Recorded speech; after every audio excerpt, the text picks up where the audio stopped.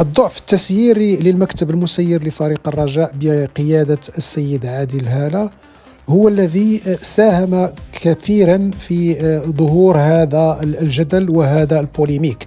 فالضعف التسييري بدأ منذ بداية الموسم، إذ أنه منذ تعيين المدرب البوسني روسيمير سافيكو الذي انهزم في مباراتين فقط لتتم إقالته.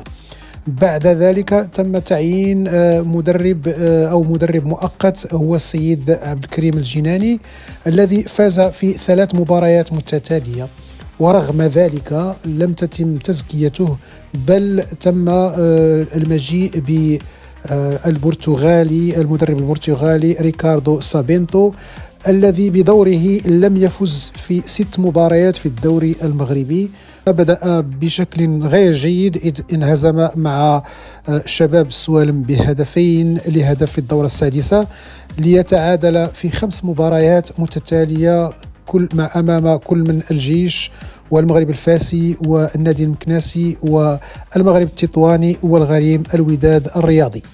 وبعد ارتجالية المكتب المسير لفريق الرجاء فيما يخص انتداب مدرب مناسب للفريق، ارتكب المكتب أيضا خطأ جسيما، وهو نشر الموقع الرسمي لفريق الرجاء منشورا يتكلم فيه عن أن الفريق سيلعب جميع مبارياته في دوري أبطال إفريقيا بقميصه الجديد وعليه الخريطة، لكن ذلك لم يحصل. وبرر رئيس الفريق السيد عادل هالة برر ذلك أن الفريق أصلا لم يقدم طلبا للاتحاد الإفريقي بلعب مبارياته في دوري أبطال إفريقيا بقميص يحمل خريطة المغرب. هنا يتضح الضعف الكبير للمكتب المسير لفريق الرجاء.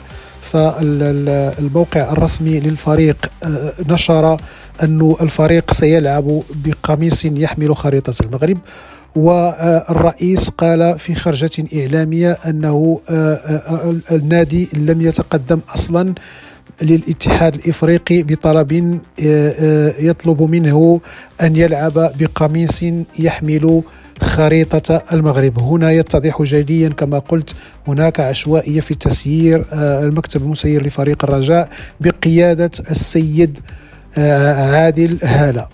أما فيما يخص اللاعب يسري بوزوق فأنه شيء طبيعي أنه اللاعب سوف لن يكون ضد توجهات دولته، وإحنا كنعرفوا أن الجزائر معادية للمغرب في وحدته الترابية، وبالتالي أي شخص أو أي لاعب جزائري كيمشي ضد توجه الدولة تتم معاقبته. فتماما كأنه أي لاعب مثلا مغربي كيلعب في أي منطقة في الجغرافيا العالمية، إذا مثلا كيلعب في أي دولة وطلب منه أن يلعب ضد منتخب البوليزاريو فشيء طبيعي أنه سوف يرفض وسوف لن يلعب، وسوف يفضل أن يكون مع دولته ضد الطرح الآخر أو الطرح المعادي لوحدته الترابية. إذن ضعف المسيرين الحاليين للرجاء أدى بالفريق إلى حصد نتائج سيئة سواء في البطولة أو في بداية دوري أبطال إفريقيا أو في البوليميك الحاصل حاليا فيما يخص خريطة المغرب وفيما يخص اللاعب يسري بوزوق الجزائري.